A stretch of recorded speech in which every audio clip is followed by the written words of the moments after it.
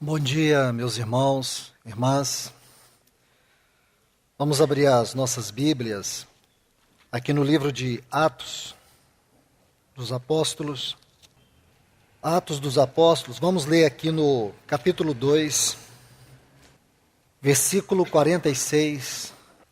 E perseverando unânimes todos os dias no templo, e partindo o pão pelas casas, comiam juntos com alegria e singeleza de coração. Vamos abrir ainda em Atos dos Apóstolos, capítulo 13, versículo 2. Enquanto estes celebravam o culto do Senhor e jejuavam, disse o Espírito Santo: Separai-me a Barnabé e Saulo para a obra que os tenho chamado. Ainda, capítulo 18, versículo 5. Quando Silas e Timóteo vieram da Macedônia, Paulo estava entregue por inteiro à pregação da palavra, testificando aos judeus que Jesus era o Cristo. Neste mesmo capítulo, versículo 11. E ficou ali por 1 ano e 6 meses, ensinando-lhes a palavra. Prosseguindo, capítulo 19, versículos 9 e 10. Mas como alguns se tornavam desobedientes, falando mal do caminho, diante da multidão, Paulo, apartando-se deles, separou os discípulos, discutindo todos os dias na escola de um homem chamado Tirano. Isso continuou por espaço de 2 anos, de maneira que todos que habitavam na Ásia, judeus e gregos, ouviram a palavra do Senhor Jesus.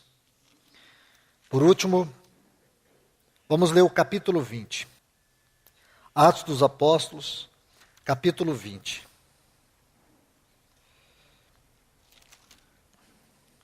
Porém, de nada faço caso, nem tenho minha vida como uma coisa preciosa para mim mesmo, contanto que acabe minha carreira com alegria o ministério que recebi do Senhor Jesus. Recebi do Senhor Jesus para dar testemunho solene do Evangelho da graça de Deus. Vamos orar. Pai amado, mais uma vez, no sagrado nome do Teu Filho, é que nós nos reunimos e pedimos que a Tua infinita graça e misericórdia se derrame sobre nossas vidas através da Tua palavra. Senhor, vem de maneira especial nos visitar com a Tua voz, que Tu possa, Senhor, trovejar no íntimo do nosso coração a vida e o poder da Tua palavra. Senhor, dá-nos não apenas a inspiração para transmitir, mas a habilidade para receber o depósito do Senhor desta manhã. No grande nome do Teu Filho Jesus, nós oramos, confiados em Ti, no Teu Espírito, em nome de Jesus. Amém. Meus amados, esses textos que nós acabamos de ler, eles, de alguma forma, posso dizer, que eles sintetizam a vida prática das 4 igrejas que eu citei ontem para vocês. Neste encargo, sobre a mordomia espiritual da igreja em Atos dos Apóstolos, nós podemos ver aqui que 4 igrejas citadas neste livro pode muito bem representar para nós o testemunho do Senhor naqueles dias. A igreja em Jerusalém, a igreja em Antioquia, a igreja em Corinto e a igreja em Éfeso. Está muito claro para nós sobre esta palavra mordomia, o serviço da casa. E dentro deste livro de Atos dos Apóstolos, creio pessoalmente, é um pensamento firme no meu coração, que o livro de Atos fornece para nós todo o ensinamento sobre este tema. Não há um outro lugar no Novo Testamento que possamos extrair com tanta contundência, com tantos exemplos, o que poderemos aprender sobre a mordomia espiritual da igreja. Aqui está uma carta aberta a toda a igreja do Senhor, acerca dos pensamentos mais elevados de Deus para o seu testemunho, através da sua igreja na terra. Se examinarmos cuidadosamente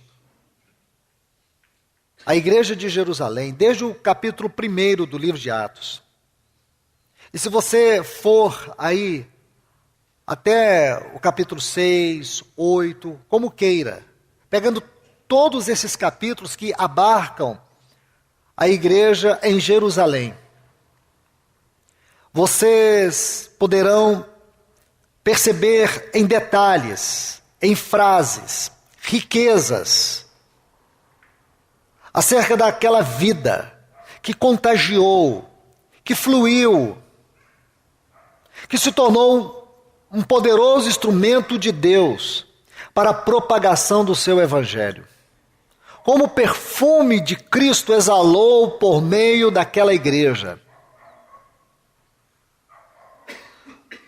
Quando você lê, especialmente os 5 primeiros capítulos, permita-me mostrar-lhes algumas frases nestes 5 primeiros capítulos de Atos, que vão demonstrar para nós, com toda nitidez, o testemunho da realidade de comunhão que havia entre eles, o que eles puderam experimentar ali. Todas as frases contidas nos versículos 43 a 47, aqui de Atos 2, é simplesmente uma evidência clara do que o Senhor alcançou no meio daquele povo. Mas acredito que estas frases que iremos ler, elas formam para nós a base de tudo, a razão de tudo, a natureza daquela igreja. Permita-me ler com vocês algumas dessas frases. O capítulo 1 e o versículo 14. Não vamos ler o texto todo, apenas extraindo as frases. Atos capítulo 1 e o versículo 14. E todos estes perseveravam unânimes. Capítulo 2 e o versículo 1. Quando chegou o dia de Pentecostes, estavam todos reunidos. Capítulo 2, ainda, e o versículo 46. Perseveravam unânimes. Capítulo 4 e o versículo 24. E eles, ouvindo isso, unânimes, levantaram a voz a Deus. Capítulo 5 e o versículo 12. Muitos sinais e prodígios eram feitos entre eles, e o povo pelas mãos dos apóstolos. E estavam todos unanimemente no pórtico de Salomão. Até aqui. A palavra que descreve a base do testemunho da igreja em Jerusalém é comunhão. Comunhão. Ontem pudemos ver isso mesmo que em síntese. Mas, irmãos, necessitamos urgentemente da ajuda do Espírito Santo para descobrirmos o que é comunhão. Comunhão não é afinidade de pensamento, de preferências, de gosto. Do que um pensa, todos têm que pensar. O que um faz, todos têm que fazer. Comunhão é a mais elevada experiência eterna, espiritual, que Deus nos deu como dádiva em seu Filho. Como Paulo diz em 1 Coríntios, no capítulo 1 e o versículo 9, Nós fomos chamados para viver a mesma realidade de comunhão que o Filho de Deus eternamente viveu. Nós não podemos pensar numa comunhão que seja menos do que isto.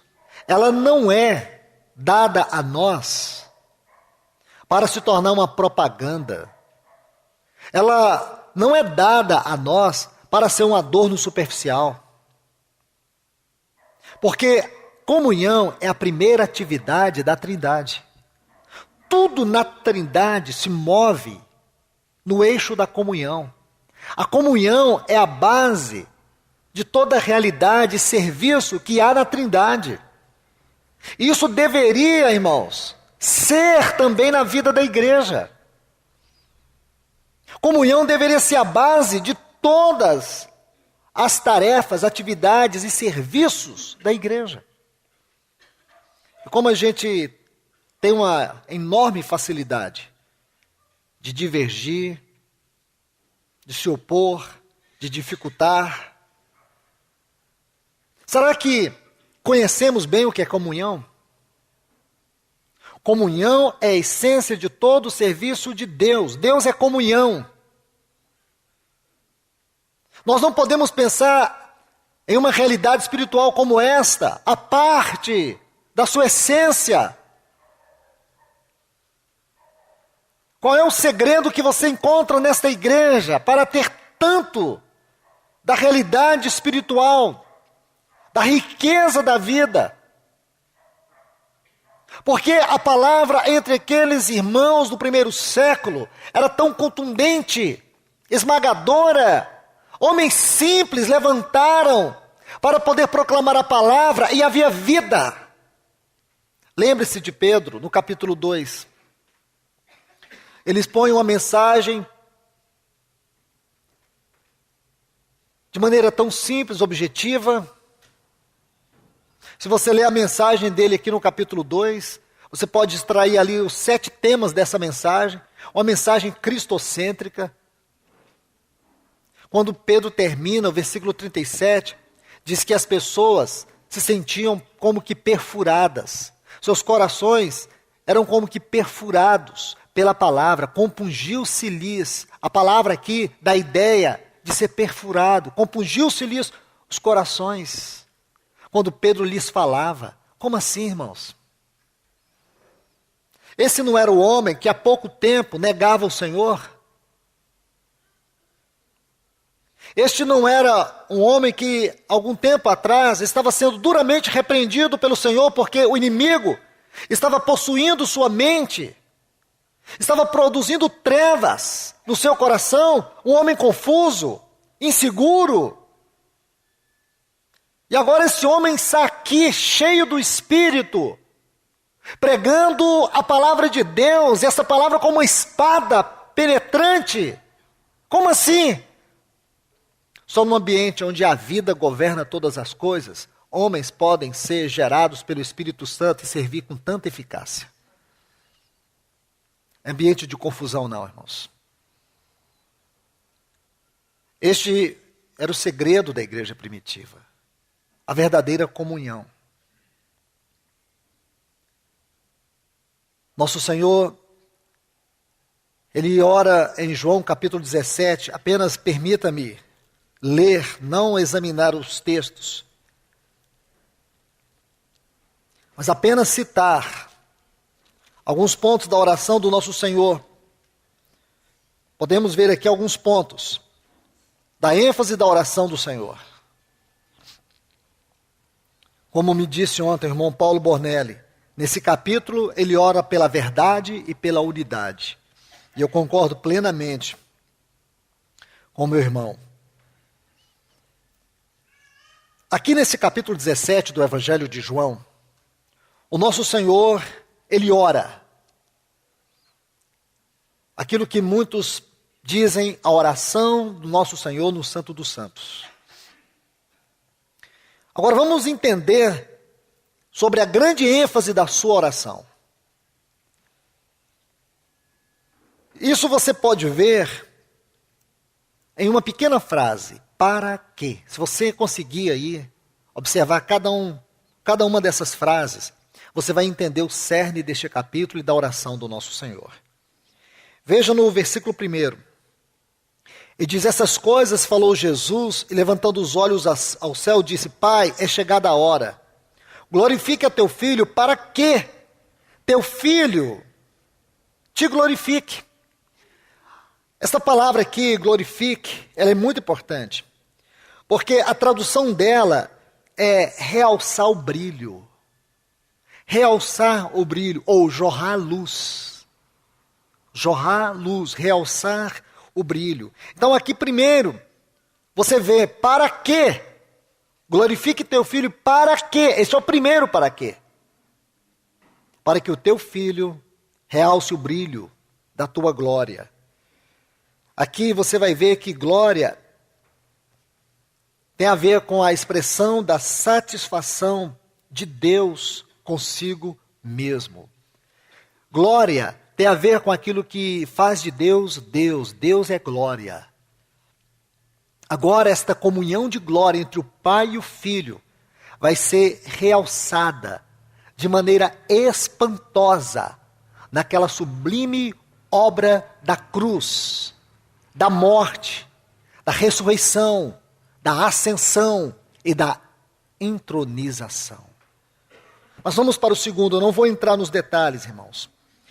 Versículo 11, agora vai observando, porque, como disse, não tenho tempo e não é meu encargo aqui, apenas citar. Mas se você observar, cada um desses paraquês aí estão intimamente ligados com o outro. A natureza, a razão do nosso Senhor dizer: glorifica teu filho, para que teu filho glorifique a ti. Isso é extremamente profundo e glorioso, meus irmãos. Agora vamos ler o versículo 11.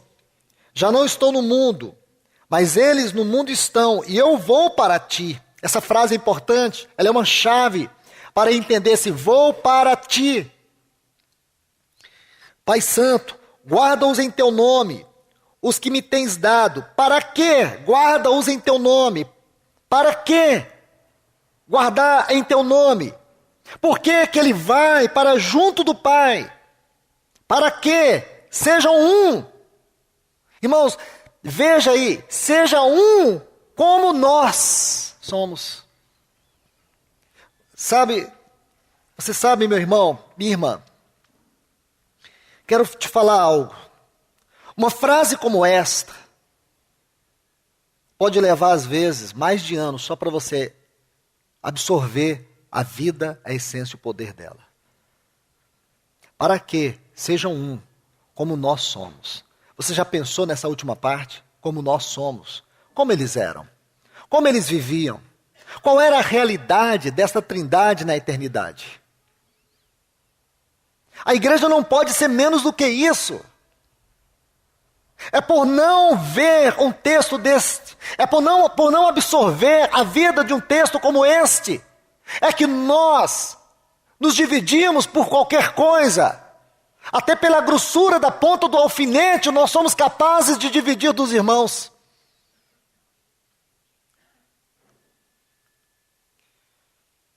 O coração do Senhor está representado nesta oração. Se você ler todos os evangelhos, você, como nós temos aprendido aqui, tantas riquezas do nosso Senhor. Mas se você quer ver o coração do nosso Senhor Jesus, está aqui nesta oração. Essa oração, ela expressa para nós o coração do Senhor. Vamos para mais um texto. Versículo 13.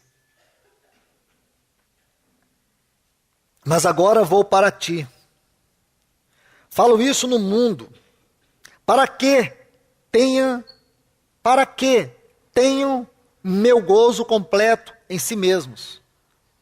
O que quer dizer este gozo completo? Como que os discípulos poderiam experimentar este gozo completo? Como poderemos nós experimentar este gozo completo? O que é este gozo completo? Nós precisamos da ajuda do Senhor aqui. Vamos para 1 João. Preciso fazer essa leitura, irmãos, para que, mesmo sendo uma citação e não uma exposição, Nós não podemos deixar essas coisas tão superficiais assim. Vamos abrir aqui em 1 João, capítulo 1, versículos 3 e 4. E o que temos visto e ouvido, isto vos anunciamos, também, para quê? Também vós tenhais comunhão conosco. E nossa comunhão, verdadeiramente, eu creio que isso aqui é chave, irmãos. Nossa comunhão verdadeiramente é com o Pai, com o seu Filho, Jesus Cristo. Entenda isso, irmãos. Quando você fere a comunhão, você está ferindo o Pai e o Filho. Você está ferindo o Espírito Santo.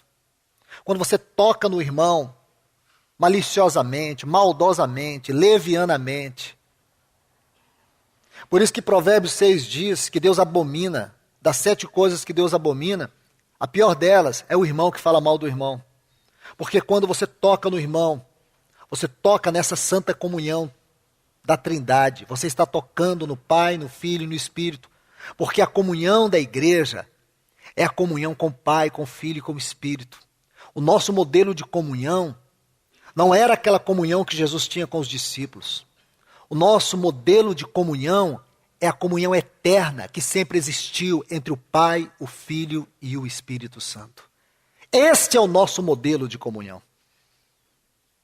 Isso é sério, irmãos. E quando você lê esse texto, e nossa comunhão verdadeiramente é. O que quer dizer? Esse tempo de comunhão que nós estamos tendo aqui.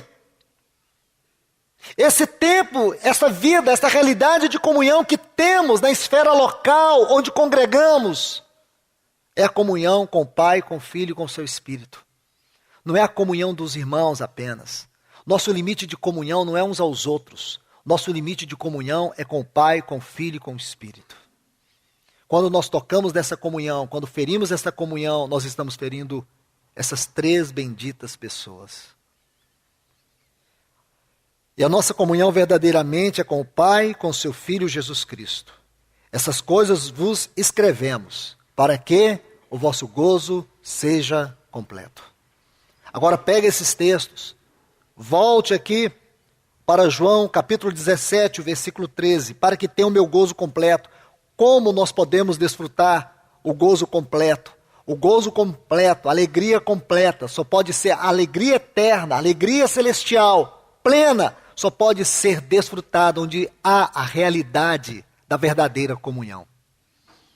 Nossa alegria não está nos cânticos. Nossa alegria não está em ouvir a palavra. Nossa alegria não está nas reuniões.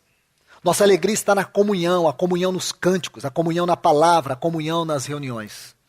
Podemos ter tudo isso, irmãos. Comunhão, palavra, cânticos, reuniões. Mas no ambiente de divisão, isso não é alegria, não é gozo, é euforia passageira. E o que isso deixa para trás? Um rastro de morte. Mas aonde há comunhão, você não precisa de muito, irmãos. Não precisa de uma orquestra. Não precisa de uma pessoa com renome. Você precisa de um ambiente de comunhão para que a vida flua nos cânticos, na palavra, na reunião.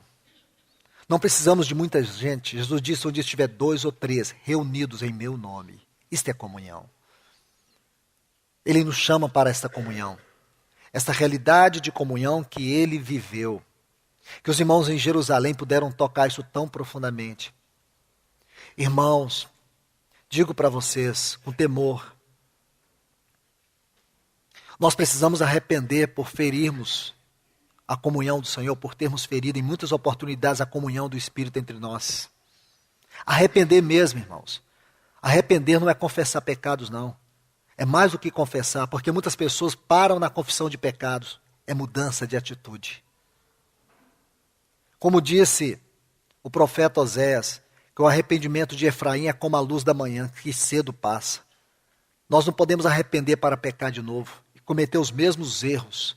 Nós temos que arrepender com uma profunda mudança de comportamento, de atitude. E aí sim, irmãos, a vida vai fluir desse arrependimento. Temos que arrepender. Por muitas vezes, ferirmos a comunhão do Senhor em nossa realidade de igreja. Vamos seguir nos textos. Versículo 21. Para que todos sejam um, como tu, ó Pai, o és em mim, e eu em ti, que também sejam eles um em nós. Está vendo aí? Para quê? Está vendo aí? Para que o mundo creia que tu me enviastes. Não há um escândalo maior à pregação do evangelho do que a divisão e a falta de comunhão da igreja. A falta de comunhão, a divisão, a contenda que existe entre os irmãos tem sido o maior escândalo ao evangelho de Cristo. Mas vamos seguir. Versículo 22. Eu lhes tenho dado a glória. Olha aí essa palavra glória, é muito importante. Que me destes. Para quê? Olha o outro para quê? Sejam um, assim como nós o somos. Versículo 23. Eu neles, tu em mim, para que sejam perfeitos em unidade. Mas um para quê? Para que o mundo conheça que tu me enviastes e que os amastes, como também amastes a mim. Não tem uma realidade mais profunda da experiência do amor do que esta. E aonde onde podemos desfrutar este amor? Na realidade da vida de comunhão.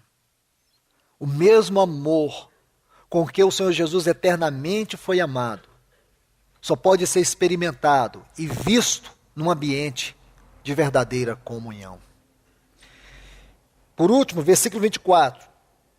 Pai, aqueles que me destes, quero que onde eu estiver, eles também estejam comigo, para que vejam minha glória, a glória que me destes, porque me amastes desde antes a fundação do mundo. Apenas citando esses textos, para que venhamos ver o coração do Senhor e entender como essa igreja em Jerusalém pode viver o que lemos ali nos versículos 43 a 47 do capítulo 2. Uma igreja que caiu na graça do povo. Uma igreja que havia mutualidade.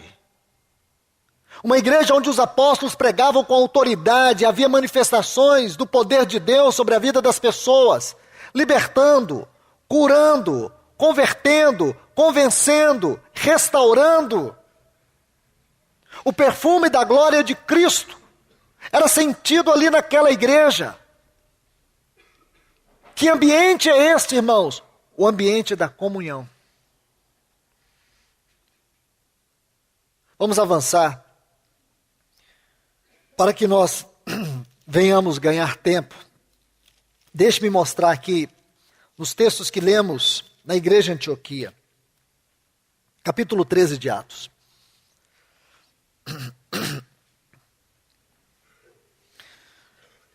O versículo 1 diz que havia na igreja de Antioquia. Então vamos ver mais uma igreja aqui em Atos. A igreja de Antioquia.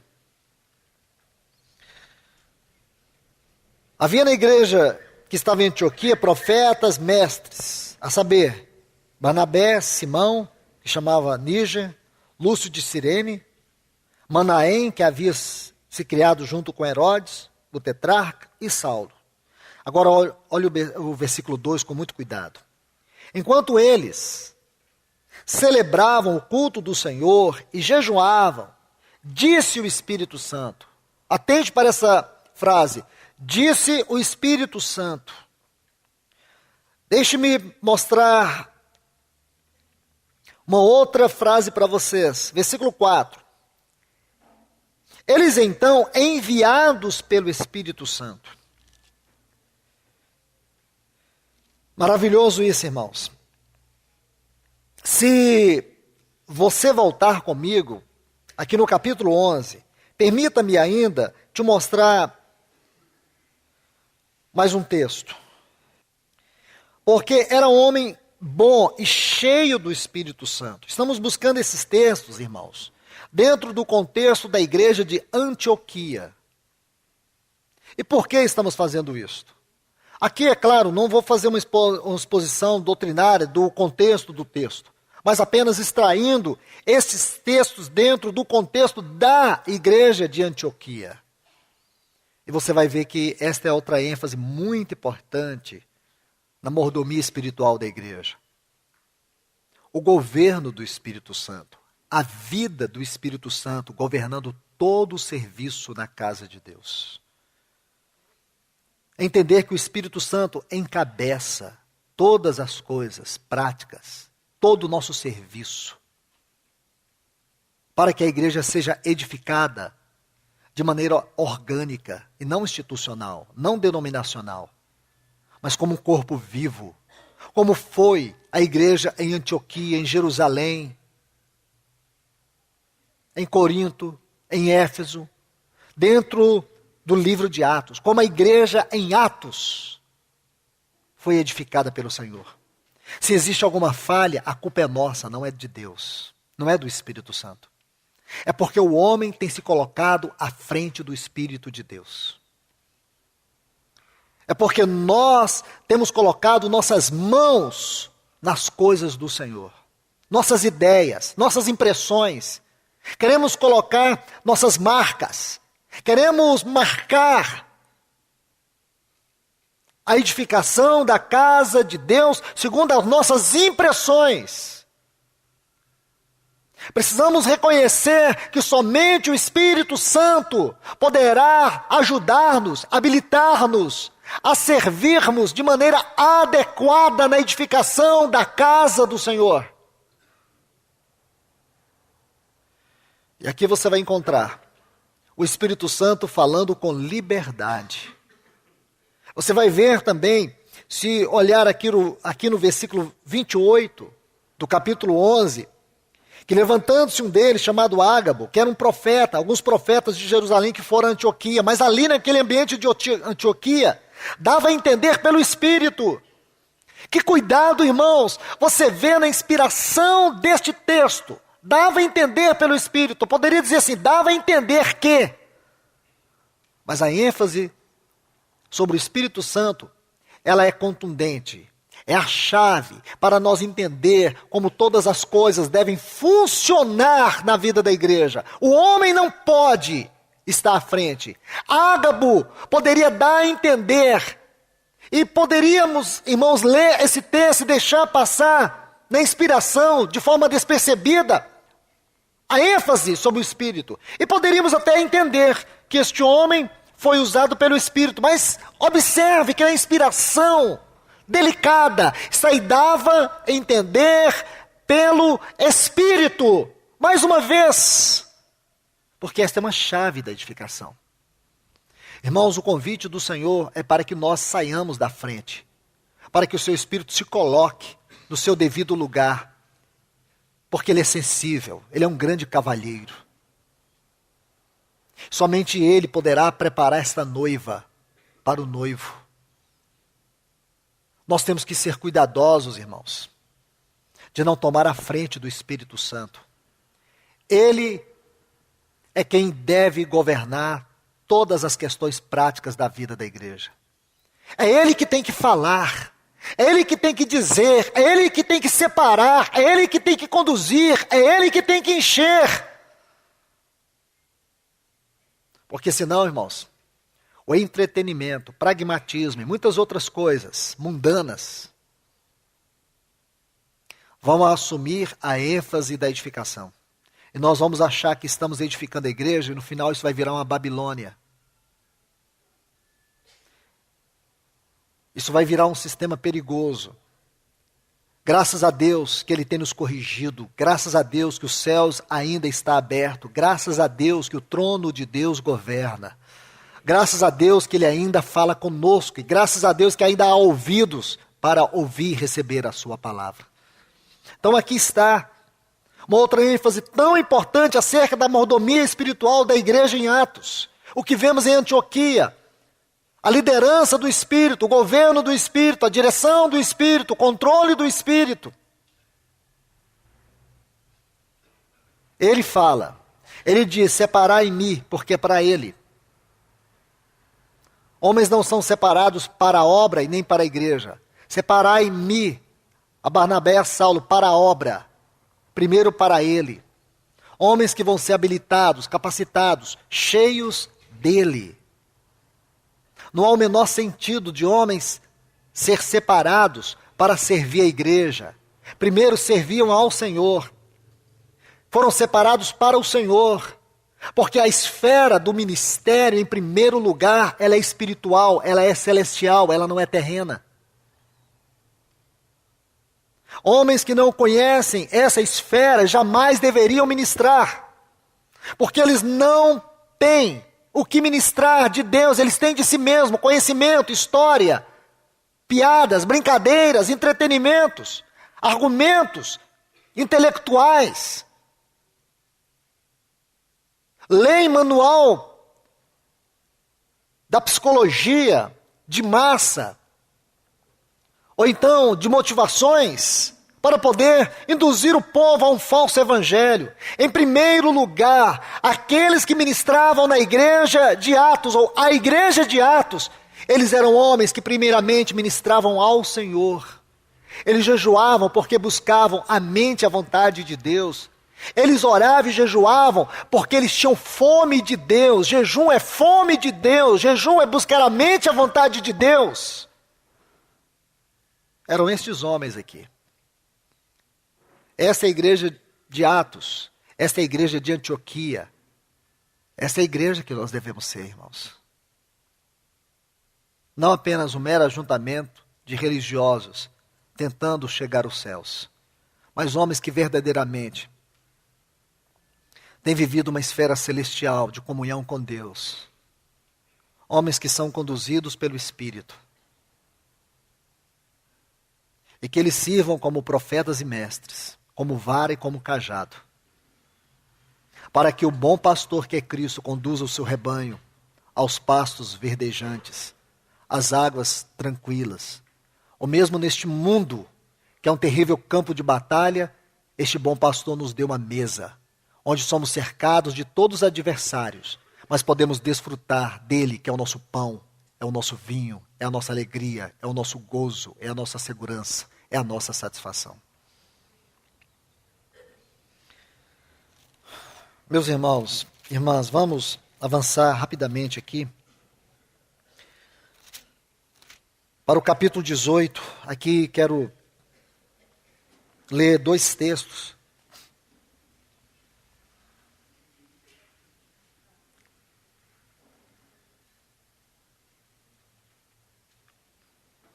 Capítulo 18, versículo 5 do livro de Atos. Vamos ver mais uma dessas igrejas em Atos, ou a igreja em Atos, mas a ênfase aqui agora é Éfeso, Corinto.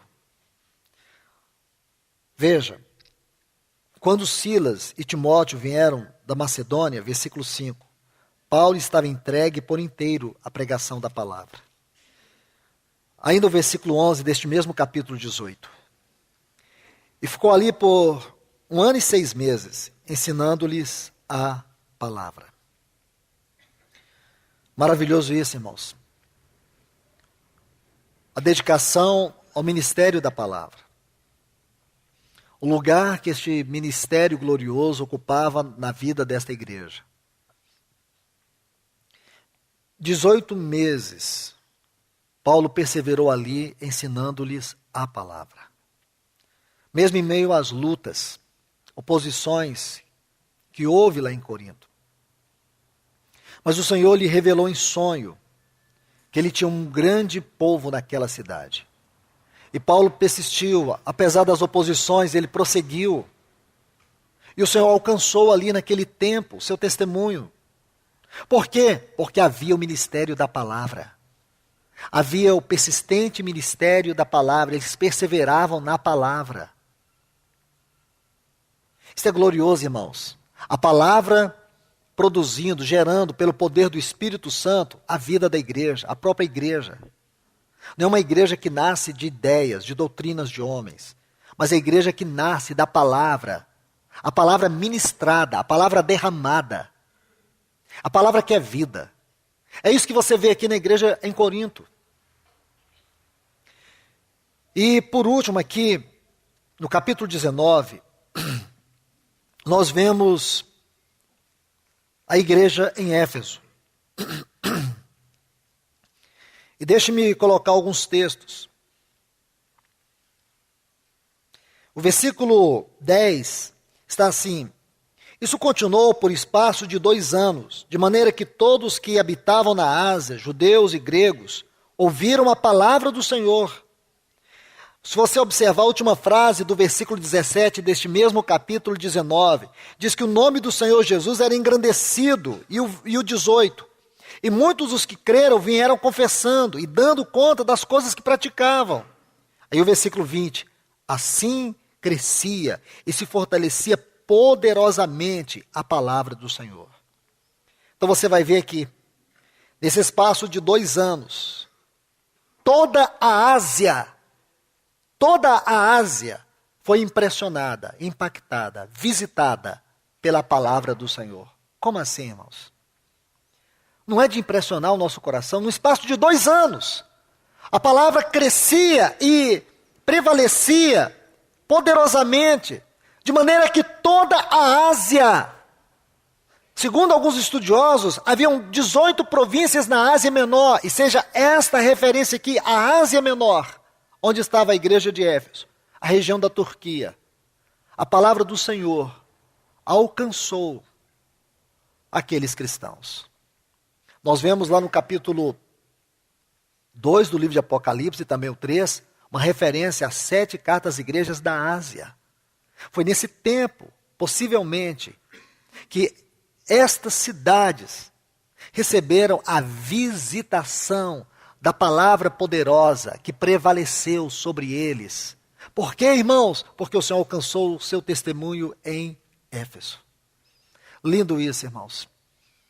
Nós não podemos deixar de gastar algum tempo orando e pedindo ao Senhor que esta mesma realidade ou estas realidades, daquilo que aquelas igrejas viveram, venha o Senhor também visitar-nos nesses dias, com a vida de comunhão,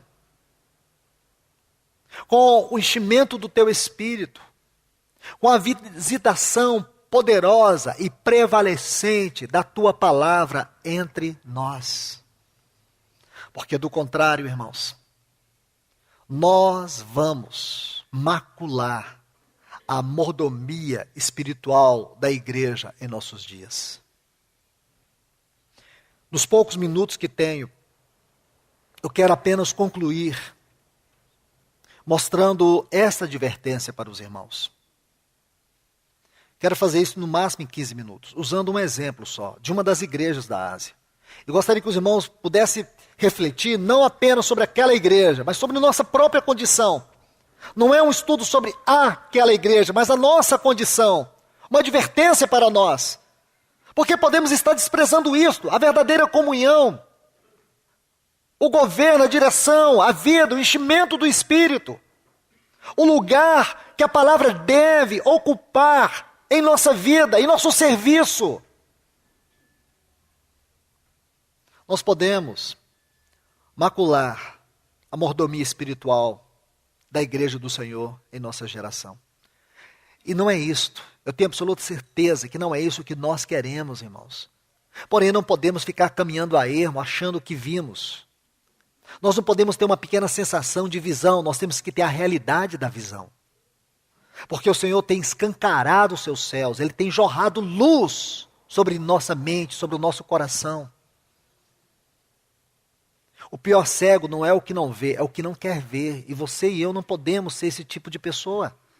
Nós temos que abraçar esta visão celestial.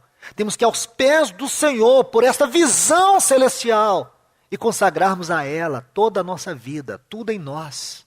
Com todas as lutas, com todas as oposições, com todas as dificuldades. Mas nós temos que nos dedicar assiduamente a esta visão celestial.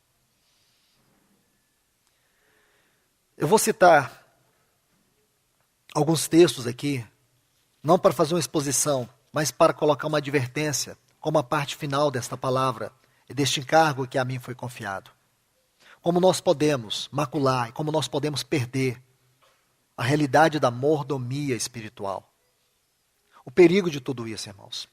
Se você olhar, deixe-me citar rapidamente. Se você olhar a igreja em Corinto e a igreja em Éfeso, como exemplo. Se você chega aqui no capítulo 20, a partir do versículo 28, quando Paulo fala para aqueles bispos de Éfeso, os quais ele encontrou em Mileto, quando ele concluía a terceira viagem missionária, ele dá uma palavra para eles, de grande exortação. Ele diz: atendei por vós e por todo o rebanho, qual o Espírito Santo vos constituiu bispos, para pastoreares a igreja de Deus, a qual ele comprou com seu sangue. Aí depois, deixe-me parafrasear, ele diz assim: eu receio que depois da minha partida, lobos vorazes se lance sobre o rebanho e possa fazer de algumas pessoas presas para eles mesmos. Em 1 Timóteo capítulo 1, Paulo vai dizer para Timóteo que ele exortasse os irmãos em Éfeso que não pregasse nem praticasse coisas estranhas, malignas. Aí quando você chega no capítulo 2 do livro de Apocalipse, há uma mensagem à igreja de Éfeso. Uma igreja que por um lado tinha obras, tinha serviço, uma igreja perseverante, uma igreja que batalhava arduamente pelo nome do Senhor. E aqui está o perigo, irmãos.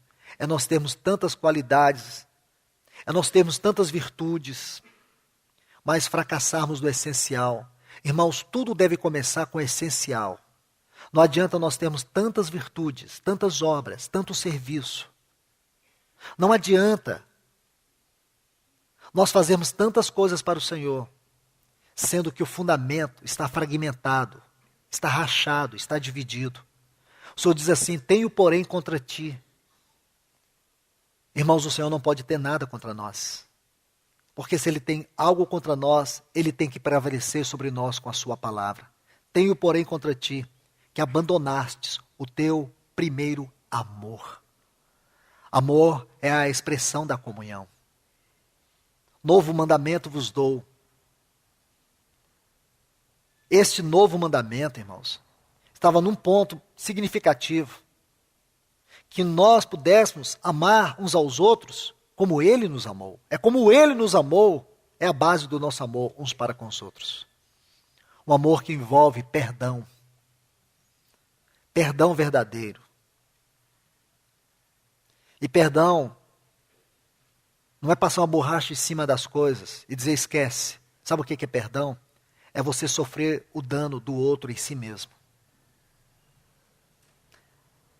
Perdão envolve compaixão, envolve misericórdia. Misericórdia é você tomar as misérias do outro e colocar sobre os seus ombros. Então aqui você vê que a igreja de Éfeso, ela tinha tudo isso.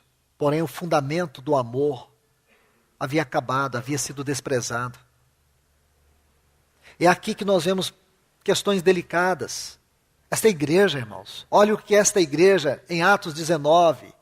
Olha as palavras de Paulo para aqueles anciãos em Atos 20. E olha o que você vê aqui em Apocalipse capítulo 2. Alguns acreditam que passaram aí em torno de 30 e poucos anos.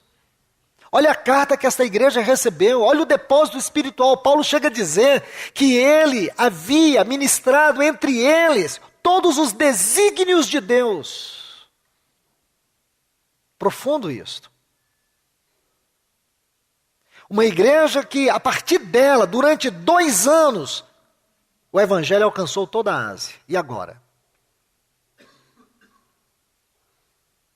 Perderam a mordomia espiritual.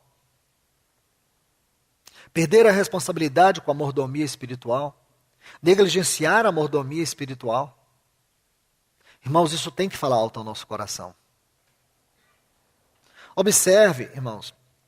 Então aqui é a igreja de Éfeso. Olha a igreja de Corinto, deixe-me citar. Infelizmente não temos tempo para entrar nos detalhes. Estou fazendo essas citações, mas que isso sirva para direcionar o seu coração aos pés do Senhor e ver este assunto com mais tempo, com mais cuidado, mais zelo. Deixe-me citar aqui sobre a primeira carta aos Coríntios, Paulo faz a citação gloriosa que eu já lhes disse, no versículo 9, que fomos chamados à comunhão do seu Filho. Ele coloca este ponto extremamente significativo para esta igreja. Mas você quer entender esta carta de uma maneira simples e resumida? Então você vai pegar uma frase. Escreve aí, entre vós. Pega essa frase nesta carta. Entre vós. Deixem-me ler rapidamente. Capítulo 1 e o versículo 11. A última frase, ele diz, há entre vós contendas. Capítulo 3, versículo 3. Porque ainda sois carnais, pois havendo entre vós ciúmes.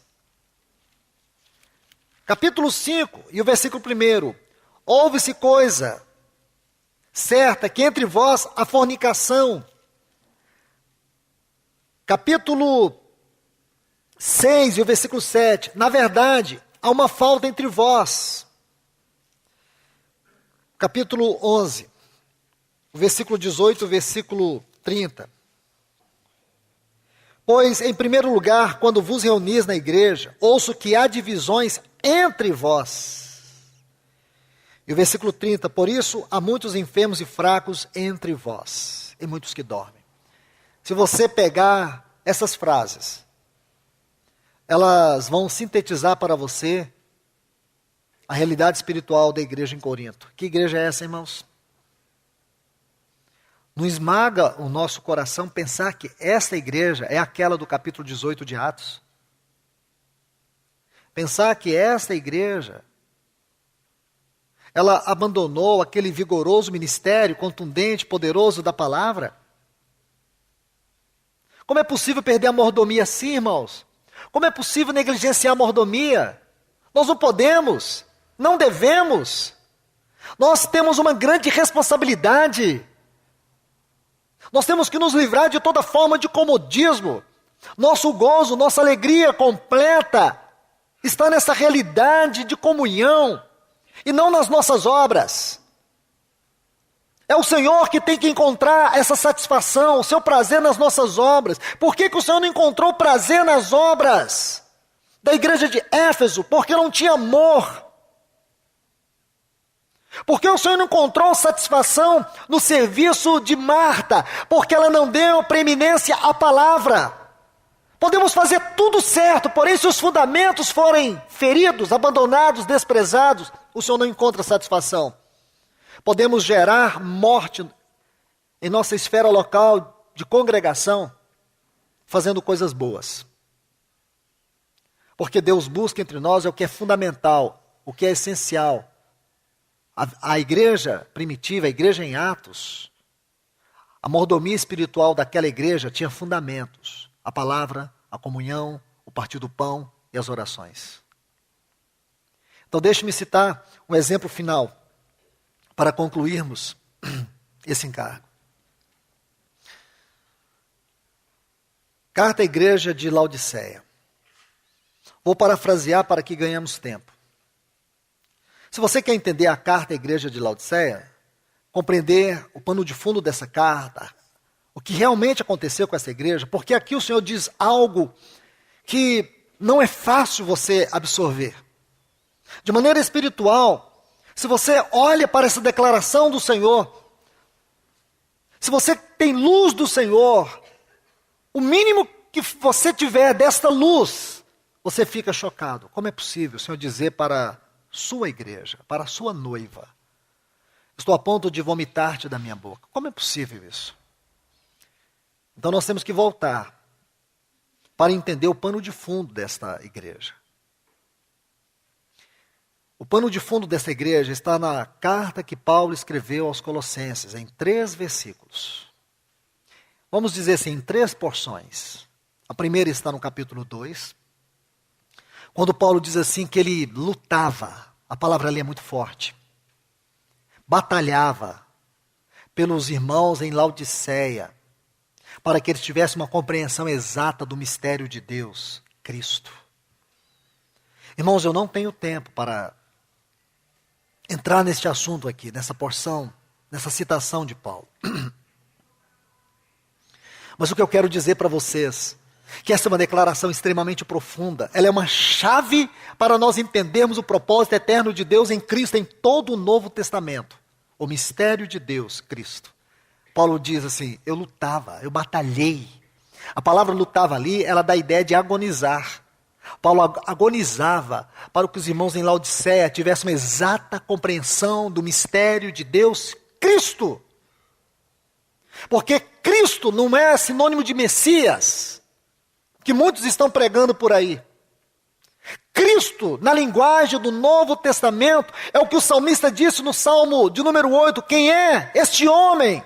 Como está no texto hebraico original, quem é este homem que eternamente ocupaste o teu pensamento? Fizeste, no entanto, menor do que os anjos, porque fala da encarnação, de glória e honra o coroastes, da sua entronização. Então, meus irmãos e irmãs, no Novo Testamento, Cristo fala do novo homem, da nova criação.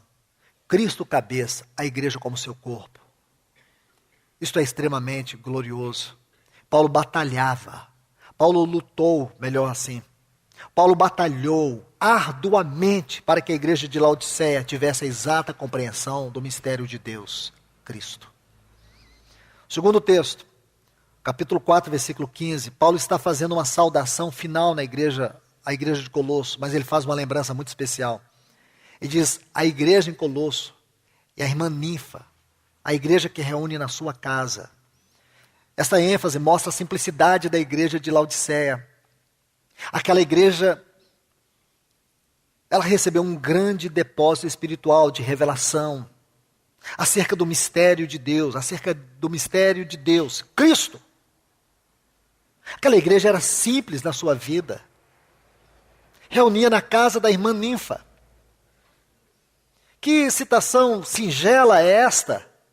Que visão simples da igreja nós temos aqui, irmãos? Nada de sofisticação. Reunia na casa da irmã Ninfa. Uma citação tão especial de Paulo que mostra a simplicidade da igreja de Laodiceia. E no texto seguinte ele fala assim, no 16. A carta que foi endereçada à igreja de Laodiceia deve ser lida pelos colossos. E a carta à igreja dos colossenses deve ser lida na igreja de Laodiceia. Duas cartas que essas igrejas deveriam compartilhar. Quando você lê toda a carta que Paulo escreveu aos colossenses, você não tem como ignorar, irmãos, a grande revelação do depósito de Deus. Você não tem como desprezar que ali está a mais elevada doutrinária, a revelação doutrinária deste mistério de Deus, que é Cristo. Você não tem como desprezar isso. Porque essa carta, ela é uma grande chave para nós entendermos esta revelação do propósito de Deus em seu Filho. E compreender o supremo propósito de Deus em Colossenses é como que impossível. Essa carta é chave. Ela nos liga a Efésios, ela nos liga a Hebreus, ela nos liga a Romanos. Que carta é essa, irmãos? 4 capítulos. Os irmãos em Colossos leram. Os irmãos em Laodiceia também. Mas cadê a carta à igreja de Laodiceia? Ela não está aqui no cânon sagrado. Aí você vai ler a carta que o apóstolo João agora, pelo Espírito de Deus, entrega àquela igreja. E o Senhor diz para aquela igreja, conheço as tuas obras, que nem és quente nem frio. Quem dera se fosse quente ou frio. Aquela igreja, suas obras eram morna, que descreve a indiferença espiritual que é resultado de perder a mordomia espiritual. Toda a indiferença da igreja tem sido o fato de perdermos a realidade da nossa mordomia espiritual. Meus irmãos, quando você nota isso, você tem que ficar chocado, porque nesta igreja o Senhor está de fora, Ele está colocado do lado de fora, da sua casa, Ele está batendo. Eis que estou à porta e bato. O Senhor não pode ficar fora, porque a casa é dele. E por que que o Senhor perdeu o seu lugar central na sua casa? Sabe por quê? Porque não há mordomia. Rico sou. Aquela igreja se sentia rica, ela diz assim, não sinto necessidade de nada, porque toda a sua obra de indiferença havia colocado o Senhor de fora. Essa é a grande exortação que nós temos ao fechar esse encargo aqui, irmãos, neste tempo. É que nós não podemos desprezar a mordomia espiritual. Nós temos que levar isso a sério, irmãos. Nós temos que ir aos pés do Senhor com a ajuda do seu Espírito, para que Ele nos ajude sobre esse assunto, mordomia espiritual da igreja. Para que os fundamentos não sejam fendidos, fissurados. Para que conservemos aquilo que está aqui nesta palavra, especialmente no livro de Atos que o Senhor nos deixou. Para que um dia não cheguemos a esse ponto, como a igreja de Laodiceia. Não precisamos de nada. E o Senhor ficar de fora. A casa é dele. Ele tem que ter lugar de preeminência. Se você ler Lucas 12, a partir do versículo 35, citações rápidas, mas ali você vai ver que quando Lucas diz assim, aqueles servos vigilantes, que quando o Senhor vier, ele lhes abram a porta, e ele entrará e servi-los-á. Oh, irmãos, isto aqui é o outro lado da porta da igreja de Laodiceia. É isso que Lucas está mostrando, que está do outro lado da porta. O Senhor só queria entrar para servir aquela igreja. E ela o deixou de fora. Por quê? Desprezo, irmãos, a doutrina. Desprezo a simplicidade. Desprezo a palavra ministrada. Que esse não seja o coração jamais. Que o Senhor nos ajude para que nós tenhamos a humildade de receber a palavra e de arrepender e de mudar e de batalhar arduamente para que nós vivamos a realidade da igreja, para que o Senhor tenha o seu testemunho, para que o mundo possa crer que a vida da igreja seja a maior mensagem de evangelização para este mundo. Que as pessoas perdidas possam ver luz das trevas, luz nas nossas casas, luz nos nossos filhos, no nosso casamento, no nosso trabalho. Luz. Que a nossa vida seja um perfume para este mundo. Que Deus nos abençoe. Senhor, nós te agradecemos, nós te louvamos. Obrigado por mais esse tempo, Senhor. Obrigado pela tua misericórdia, pelo teu amor, pela tua compaixão, pela tua palavra. Obrigado pelo teu Espírito. Obrigado pela tua igreja que se reúne aqui, Senhor. Fala ao coração dela. Atrai o coração dela para ti, Senhor. Que nós sejamos responsáveis nesta grande obra que o Senhor tem nos confiado aqui através da tua palavra, quanto à mordomia espiritual. Senhor, ajuda-nos, porque existem tantas deficiências em nossas localidades, tantas falhas, tantas fissuras, porque muitas vezes temos desprezado os fundamentos, aquilo que é essencial, e temos nos concentrado em coisas que até são triviais, subsidiárias. Senhor, nos ajude a concentrar o nosso coração e consagrar a nossa vida naquilo que é essencial. Opera, Senhor, pelo poder da tua palavra, na unção do teu Espírito, para que nós sejamos convencidos. Quebranta esse coração, Senhor. Ó Deus, em nome do teu Filho Jesus, não permita que Satanás venha arrebatar a tua palavra do nosso coração. Não permita, Senhor, que o engano das muitas coisas deste mundo, ou mesmo a ansiedade, ou a superficialidade, venha impedir que a tua palavra penetre. Faz uma obra, faz um milagre em nossa vida nesta manhã. O milagre de nos rendermos totalmente à tua palavra ministrada. Nós confiamos no nome do teu Filho Jesus. É por isso que nós oramos. Em nome do teu Filho Jesus. Amém.